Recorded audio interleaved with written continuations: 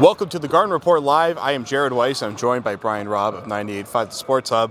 We were going to talk about the epic battle of Hunter and Young first, but we have to talk about Marcus Smart going down. A left ankle sprain. Brad Stevens thinks he might be ready for opening night. We'll find out. Sherrod reported 2 weeks initially.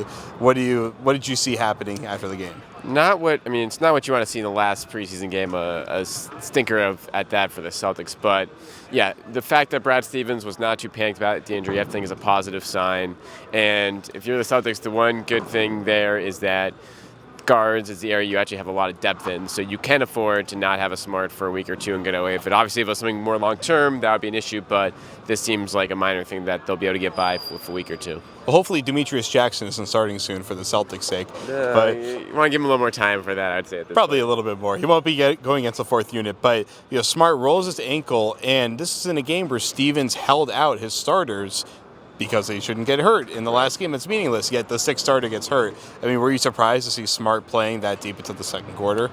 A little bit, but it was the first half. So that, again, as Stevens actually said at the game, that was the kind of injury that could happen in practice. So a guy just lands on someone's foot, you're resting your all-stars and the guys that can, are the core of your team. But Smart, obviously, for as valuable as he is to the team, he still needs work out there. His jump shot is still, iffy. So getting those extra minutes in a game like this, you can't really fault Stevens there for having him out there. And, if he really is going to miss some time, Terry Rozier clearly looks like he is fine playing those significant minutes. No, exactly. Rozier's ready to roll at this point, and I think he's kind of proven that he can handle having the car keys to the second unit. And Smart obviously did a good job handling the ball in the preseason, but giving more minutes to Rozier might not be the worst thing in the world to start a season for them. All right, we'll be back in part 2 of the Garden Report Live, where we break down the final results of the epic battle of the 21st century, James Young versus R.J. Hunter.